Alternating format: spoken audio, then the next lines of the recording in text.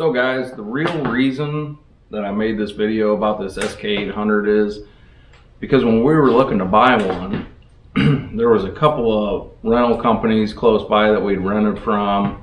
We've rented the Bobcats and the Vermeers, but there wasn't really a Ditch Witch dealer close by or a rental company that used them.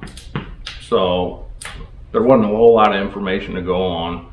We finally got to try one out, and we were super impressed with it. A lot of people question the 2 joystick setup on these. I don't think I would want one without it, honestly. I feel like you can turn a lot tighter. I mean, you got to be more careful in soft turf and stuff like that, but if you're in a bad spot or something and you need to turn really tight, them single joysticks won't do it. It won't do a complete opposite movement of the tracks. So the video that we shot yesterday kind of shows what it's capable of in a woodlot anyway. We're gonna shoot a bunch more video in the spring.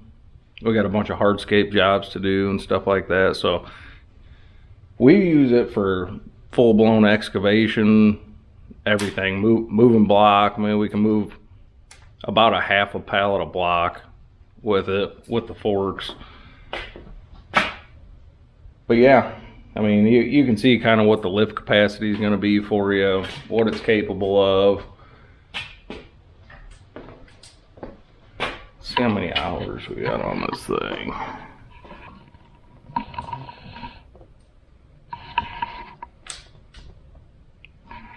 $288 hours we've got on this thing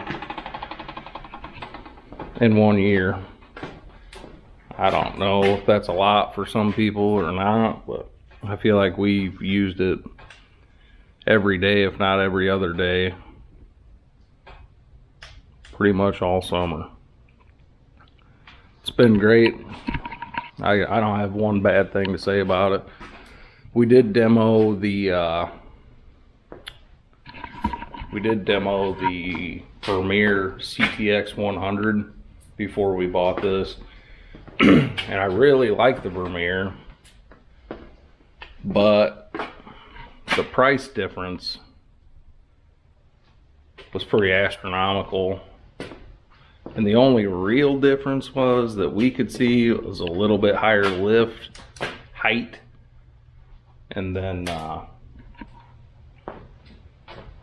40 horse Kohler diesel, which was nice, but I just don't. I think the CTX 160 is probably the better option now. I think as far as lift capacity and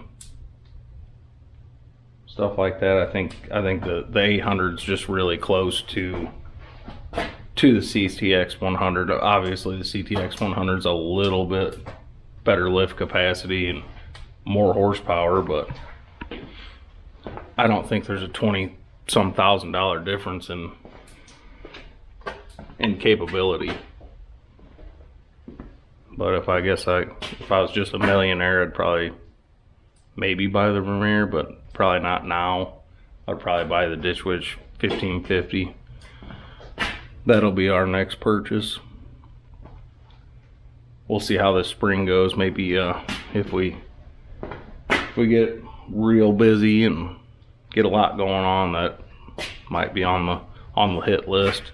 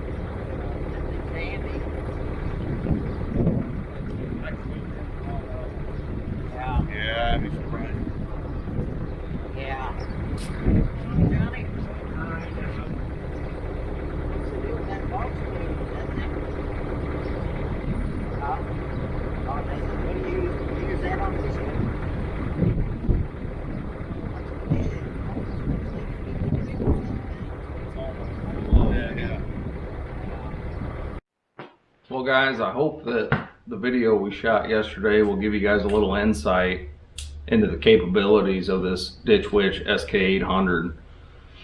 We were a little skeptical at first as to what it could do and couldn't do, but man, it's every time we've put it through something that it should have never been in, it's really surprised us. We've been super happy with it. I think most people would be. When we were looking to buy one, there wasn't much out there for information really. I mean, there is little videos of people doing this and that, but there's nothing real heavy going on with it.